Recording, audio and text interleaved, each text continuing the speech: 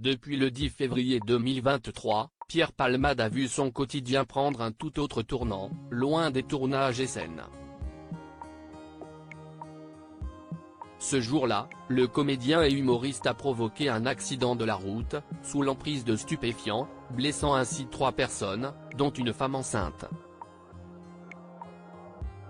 Depuis, il suit un protocole médical et a été poursuivi dans un premier temps pour blessure et homicide involontaire.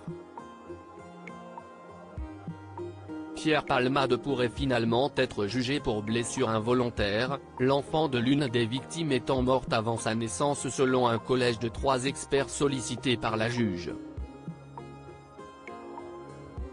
Le procès pourrait avoir lieu en 2024, d'autant plus que l'enquête sur l'accident est désormais bouclée selon les informations de RTL, ce lundi 13 novembre. Nos confrères indiquent que la juge d'instruction au tribunal judiciaire de Melun, en Seine-et-Marne, a rendu son avis de fin d'information et transmis le dossier au parquet pour réquisition, le 10 novembre dernier. Auparavant, le 26 septembre, Pierre Palmade avait répondu à ces questions lors d'un interrogatoire.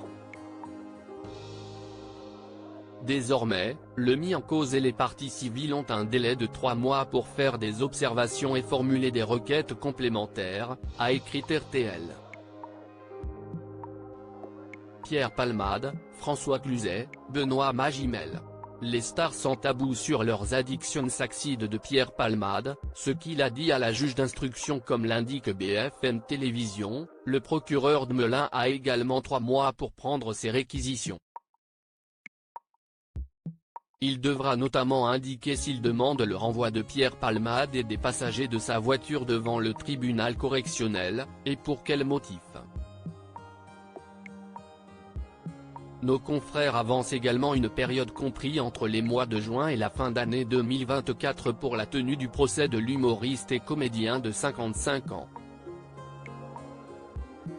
Face à la juge d'instruction, Pierre Palmade a notamment évoqué la culpabilité qui ne cesse de le ronger depuis les faits de février 2023. Selon ses déclarations rendues publiques par Le Parisien, le mis en cause s'est également exprimé sur son avenir professionnel, ainsi que sa consommation de drogue pendant une trentaine d'années et ses souvenirs de l'accident de la route. Crédit photo, Jack Tribeca.